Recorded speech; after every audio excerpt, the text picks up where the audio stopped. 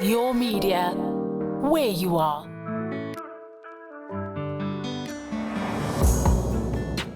And so we've been at it for the past 30 minutes. The show started a long time ago, really.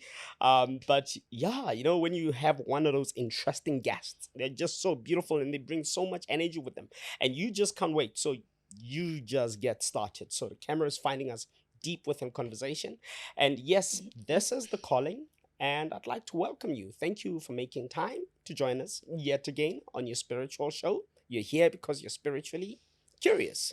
And today in studio, I'm joined by this beautiful, beautiful lady. So there's some banter that we had earlier on. That's all But, I'm saying.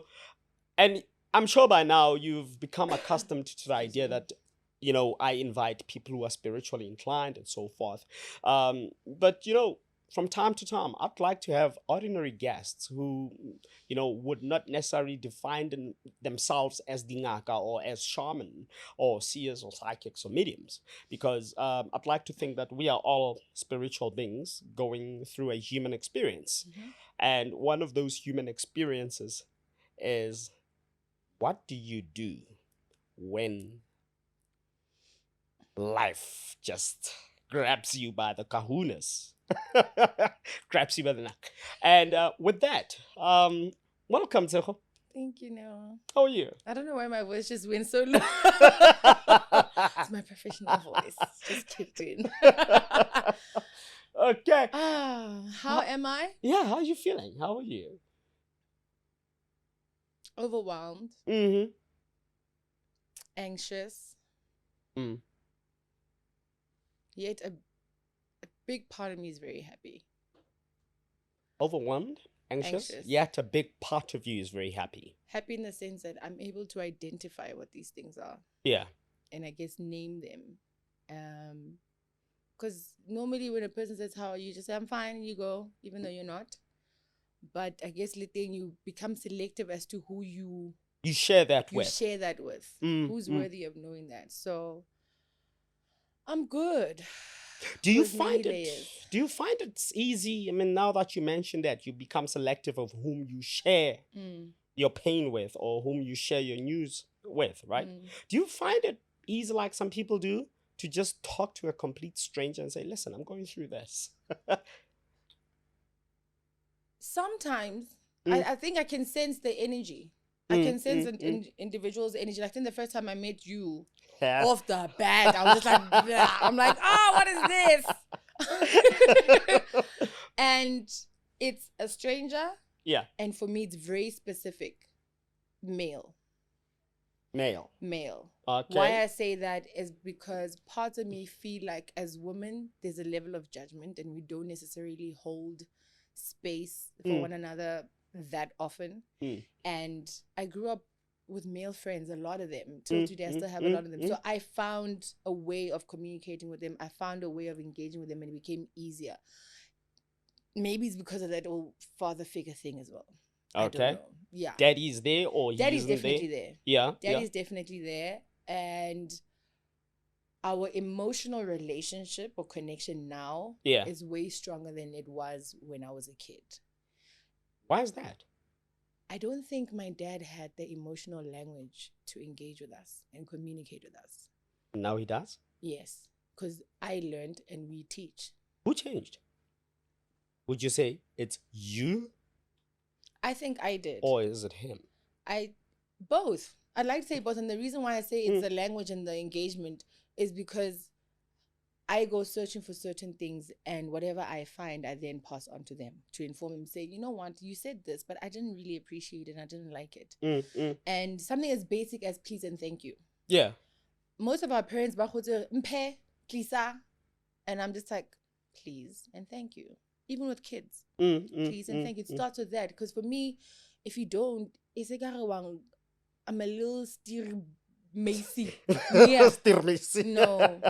So I'm very sensitive towards a lot of things and how you communicate with me. So I've gotten to a point where I'm able to correct respectfully. We've started communicating more, started sharing things more. And with that, he has affirmed me more. Yes. My dad, like, I call my parents every day. Yes. And from the first call. And damn you do. Yes. Yes. A lot of video calls and phone calls. And from the moment he sees me, he's like, oh my God, you look so beautiful. You don't have to wait for anyone else to tell you. Just know that I already told you look beautiful and I love you. Wow. My dad encourages me to keep the short hair. So every time I do it, he's just like, yes. Yes. I know your mom hates it, but yes. Keep at it. Look how gorgeous you are. Now I know. Are these qualities that he's recently developed? The past few years, yes. You know what helped now? 2020 exposed a lot. Yeah. And COVID time, right? COVID time. Yeah. Because I also got to sit and assess a lot of things. Yeah. And then also realize, okay, even in the stuff that I'm picking up to say, but you never taught me this, you never did that. And I did go and address it with them. You realize in that moment, but you didn't have the language or the tools, so I can't even hold it against you. Yeah. I'm learning it now. I'm aware of it. And yes, I'll share it with you, but there's no expectation. But you also learned to use your words better. Yes. Because, I mean, you've always felt this, yes. right? And the tone is just, different, you right? just could not deliver it yes. in a way that it would get you the best kind of results. Exactly. So that for me took a lot of self-awareness, assessment, spending time alone. Yeah. Paying attention to my environment and the words I use. Sometimes I may be using the wrong words and I won't be aware until somebody says like, yeah, but you can't just say anything. Somebody plays it back to you. You understand? Then you're like, okay. So now I'm trying to learn, when you play it back to me, let me not be defensive. Yeah. Just sit with it. Take the L for that second and just breathe through it and be like, okay, you're right. Well, and that brings me to my next point, right? Because I mean, I can see how dear your dad is, right? How important is a father and daughter relationship? You know, now in a world where most of the time we're talking about absent fathers, but how important is this father and daughter relationship? Because one of the other things that you mentioned is, and I've had a lot of ladies share this sentiment, that they appreciate male company and they have more male friends than they do female company. How important is that relationship for me between it's very important. You and your dad, and how does it influence the way you relate with this other males that would then be your friends? It's very important. I'm a daddy's girl. Yeah. I love my mom to death, but I cry to my dad first. You ride and die with your dad. Yeah, no, I'm a daddy's girl. I'm super soft. Even I don't like seeing him hurt. Yeah. Even in me correcting him, I feel like, oh my God, I feel like I did you wrong. And if you gotta do it, you do it with so much care. Yeah, I do it a lot of care, but whatever reaction he gives me, that affects me. And I'm just like, I'm sorry, you know, but it's something that had to be said. So a father-daughter relationship is so important in the sense that it teaches you what to look for in the man that you want. Because they say the guys we seek or we seek our fathers. We seek our fathers in them. Yeah. And to be honest, my failed relationships or attempts at relationships have always been me seeking a lot of emotional attention from the guys. And to admit that, though. Yeah. You first gotta admit it to yourself. And now you're expecting your man to do your dad's I'm demanding duties. You demand. Not just I'm demanding because I'd be like, you don't do this, only later I just was like, but you're misdirecting your feelings. That was supposed to be for him. And not that my dad was never present. He gave us everything we wanted. It's just understanding what's my love language as your daughter. But how do you make this person that says, I don't understand why you depressed? The fridge, the fridge is so full. There's bacon, there's cheese. I had to find the language. I had to find the language. And as much as my mother knew that language and she taught all of us. Yeah. Teaching and practice are very important. Two different things. You can be taught. Are you practicing it? If you're not practicing it, then you're not going to remember it. You're not going to get the results. So it had to get to a level where I don't say, yeah, but mama, you need to speak to your husband, blah, blah, blah. It had to be, okay, how do you and I build this relationship? I see. And whether it's phone call, text, or whatnot, how can I best articulate myself and be respectful and you get what I'm looking for? It took time. But now I don't have to seek that from any other man because I'm getting it from You're my getting father. it from there. So you therefore, go I'm going into to attract yeah, a man who will affirm me, yeah. who will love me, who will protect me, because I am also carrying that energy of I have it. And that's very interesting, right? As a man now, I don't feel like you're demanding things out of me, but you're inspiring things about out of me. I don't even feel like I'm demanding things out of you. Yeah. All I can do is, and this is what I've been doing for the past year or so, all I can do is affirm you and leave you. If I'm engaging with you and I'm engaging with Peter, whatever the case is, Yeah. what you're going through, what you're saying to me, whatnot, I just give back positive energy and I just let it go. I like that you speak about positive energy, right? And you know, as Black people, generally there's rituals and stuff like that and so forth. And I'd like to know, you know, from a spiritual perspective, right? Because from our background, typical Black people in South Africa, we associate spirituality with rituals. True. Right? And has your father taken the time or along, you know, in recent times or even when you were growing up, do you feel like you were included in these spiritual aspects of your identity, in these ritual aspects? You know, we don't, especially by your dad? practice those at home. I'm from a Christian background. Yeah. So prayer is your ritual, I guess. You pray. Yeah, because you even set your that affirmations, you know. My dad wasn't a person necessarily or whatever the case may be. That energy came from my mom more than anything.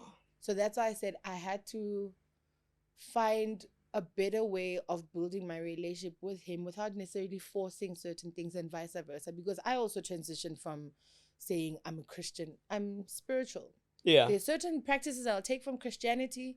Others, I'm just like, I'll just meditate it out, breathe through it, and affirm myself. You know, it's different. So, Muyena, it wasn't necessarily his thing. So it wasn't something I could have expected from him or said, okay, this is what built our relationship, if I'm making sense, you know? So how we have, I guess, we don't have a ritual, man. I just say what I need to say to him. He says what he needs to say to me. And maybe that's your ritual. And that's just that. Maybe perhaps that's your ritual. I think I'm just trying to, for me, it's very specific. Yes. To African culture and everything else. So I'm a words person. Positive words, healthy things. I just want to flow through things and just release and let it go. So I think I just got to a point to say, yeah, but that wasn't the right way to say it. That wasn't cool. And I get where you're coming from. However, this made me feel like this, or this made her feel like that. And then he gets it. And we slow. You don't even hold. I can't even hold grudges. That is just too much. Okay, let's say you had a cock day at work. Yes. All right, crappy day at work, and gosh, you just feel so out of place. Yeah. What do you expect the men around you to do, or how can they support you? Be it a friend or be it your man. Firstly, what are we missing? Firstly, I just need, I was thinking that this morning on my way to work. Yeah. That I just want to curl up into somebody's arms and just release. Whether I'm crying, it doesn't matter. I just need to release this tense energy that I'm carrying, this wall that I've set up, because I know somebody has me. I can literally fall into somebody's arms. My dad is too far for that to happen. Words are not enough in that instance. You know, when was it? 2 years back, our birthday on our 31st birthday, I cried the whole day. He arrived home, found me crying. He's like, what's wrong? I just went to him and I hugged him, and for 10 minutes he held me and I released. Just released. This is all I wanted. Words aside, this is all I need. Yeah. And that's what I want from my male partner or whatever. We can't always expect our friends to be there and do that for us, you understand? So that's just it. Sometimes you don't even need to say it. Just hold space for me. Because I've been holding space for myself for so long and I can't I anymore. can't anymore. I need to be weak. I need to cry. Yeah. And I I'm need not to just be in a holding for safe myself, space. it's everybody else around me. And how people call, like, one of my friends called me last week and she's like, I was just going through something and I thought of you. You were thinking of me, you're thinking for a place of release. And that's what I become for a lot of people, unaware. And I just like, okay. And I just listen. How do you recharge? I mean, like, gosh, you know, nuances of work, nuances of if you've got a relationship, money. You know, nowadays, men are like, you said you wanted to be equal. Foot your own bills. Do it. I go to my place and I sit by myself. I go to my place and I sit by myself. I play music. I light my candles. I take a shower and I just chill there. Now, let me ask you something. With this wave that we are seeing of spiritualism, people are becoming sangomas left, right, and center. Inyanga, yipai. It's somebody's got like some. We are all, you know, all of us. We got beads. Yeah. We got, you know, in the height of all of this that's happening, and it's happening, you know, from the townships to the rurals, everywhere, modern day urban areas, Santon, you know, you name it, and it's happening everywhere. Do you think this comes as a result? And I see it mostly among females, right? Do you think that has something to do with a void that has gone for so long unattended? I mean, like you said, you were raised Christian. Yeah. But now all of a sudden, you know, you identify with the concept of spirituality as opposed to the concept of religion, right? Yes. But there are some things you take from your Christian background, and then you're grabbing other stuff somewhere else, right? What are you trying to do with all of this? Because you are like redefining. I feel like I must be careful with your question because I don't want to get beat.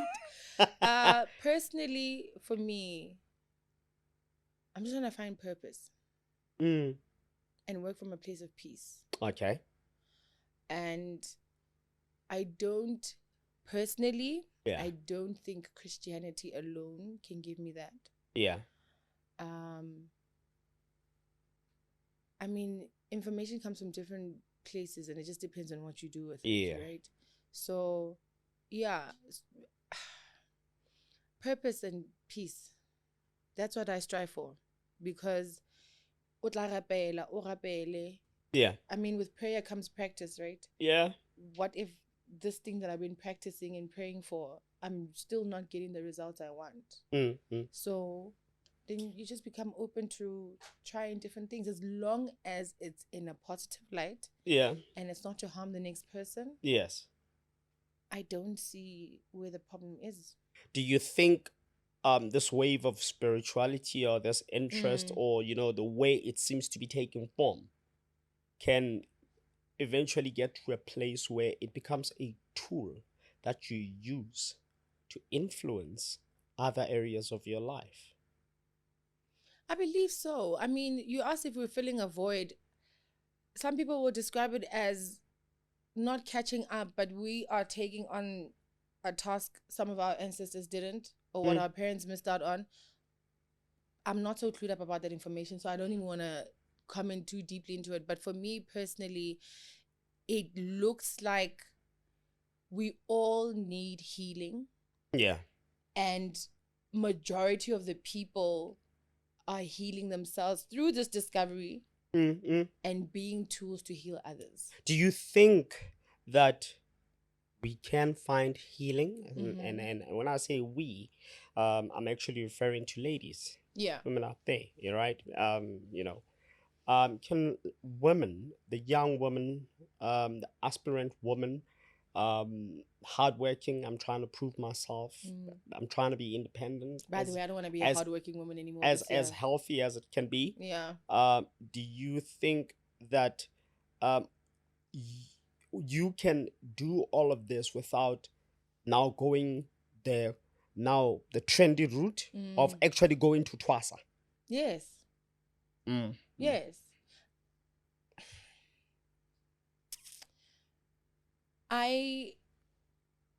There's a lot that I'm still questioning. Yeah.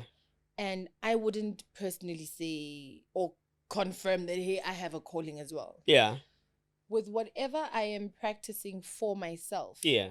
There's information that comes in. There's knowledge that comes from there. Your intuition speaks to you. Yeah. So I'll have a conversation with you and there's something that I'll say. Yeah. Whether I'm aware or not, that helps you through something. Yeah. That can be a form of healing. I don't have to go wear certain attire. I don't have to use medicine or whatever the case may be to be a healer. I personally don't think that is the path for everyone. And I've heard this very. I've been told, no, you don't have to go just continue with whatever path you're on. Yeah. If it's working for you, if you're touching lives, continue. So for me, it's all about positive energy, positive words, being intentional in everything I say and do with the people that I interact with. Yeah. If I genuinely want to give you something, I must give it to you with a happy heart. Like, just release it. All right. Here's one for the funny. What's the most ridiculous thing you've had about spirituality? Ooh, no, now I must think. Or what have you come across? Oh, no, just yesterday. Yeah. I didn't know. Yeah. Oh, guys. I didn't know that to gain luck from somebody else. Oh, luck from somebody else. Like taking their luck. So let's say you and I are in a relationship. Yeah. And when we engage in sexual activities, you want to now collect my blood and use it for what do you mean collect? I come with a syringe and then I whatever, draw blood. Hakiti. Like, let's say A practical example. I'm on my cycle. I throw away my pad in the bin. All right. You take it to collect that blood to go use it for your luck. So whoa. So meaning that, yay. Yes. So that's a thing. Yes. And what I heard just yesterday is that some guys can actually even buy pads from women who just delivered babies from a hospital, because that is, so it's like you want the power from a woman, and that's through her blood. And I would wonder, where's my luck going? Because I'm working hard, I'm praying, I'm doing all these things, but I'm not getting what I want. Can't they never busy with collect? Not just through sexual intercourse, but when this happens and we're staying in the same place, whatever, you have access to this, you're using it for your own rituals, whatever. Then you go and consult the juju man. I don't think that far. Yeah. Because I'm not raised in that space. Yeah. I'm not clued up of that. And that's something you're keeping for yourself. And I think it's a power thing. You want to keep taking care of me. Yeah. And not with my hard work, I can, I'll be able to pay for my own house and. So but you want to be the one to do that for me, so that I need you. Yeah. What's the lesson? So in light of this new information and this bizarre thing that you had or you came across Trust yesterday. Nobody. I don't know. Because earlier on when we were discussing, we're like, yes, if people do that, we'll be taking our condoms and tying them and putting it in my pocket. I'm not leaving it at your place. Anything. Like for me, when I heard that, I don't trust people easily. Yeah. I overthink before I can even say, okay, I trust you with my life. I'm going to assess quite a bit. So now I must be like, do I even want to get into a relationship with a stranger I just met 2 days ago? What do I want to engage with this person at that level? What if they turn out to be what? So now you become guarded again. Where no one should be, honestly. I want to trust you based on what you're showing me and what you're telling me. Okay. But now I can't, because I have all these things happening in the back of my mind where, this one also might be, Well, I understand you had a rough day today. We won't go into that. We won't go into these details. No, you really made me cry enough. I'm sorry, I didn't mean to make you cry. And, from one brother to a sister, and as somebody, that really cares, right? I just want to remind you, my remedy, All right? Use it, don't use it. And probably you at home. You probably had a rough day and stuff like that, so forth. My remedy is get candles. All right? Whether it's a shower or a bathtub. Get yourself some candles. If they can be scented, that would be nice. But if not, get incense, lucky sticks. That's what other people call them. Or get a sage. Right? Light it up. All right? And get into that bathtub. If you've got some bath salts that you can add, just add them. Relax. If it's a shower, just sit underneath that shower. Breathe in, out, and imagine the pain. Just try and relive the pain in your mind so that now you would have created yourself a safe space. Maybe in the moment of that incident or whatever train came your way, you couldn't be weak and you couldn't cry. You create that safe space. Light your candles, light your incense, smell the aroma, relive that moment in your mind, and let it all out. Cry, because your pain is valid. I'm not saying I do that, but it's okay. That's another thing. I feel like specifically for men, it's so important to verbalize that you can do that. No, definitely. I tend to ask some of my male friends, like, so when else did you go to therapy? Are you still going? Nah, I'm done. My therapist said I'm good. Your last session was 2 years ago. How are you good? And it's okay. It's fine that we are there as your friends to hold space for you. But sometimes we can't. Sometimes I don't have the answers you need. So if you can just allow yourself to say it's okay to just go back there or to just cry. Then you don't have to be defensive. Then we can all be on a journey of healing, and just once you've taken care of ourselves, you automatically take care of the next person. Wow. Tshego, gotta thank you so much.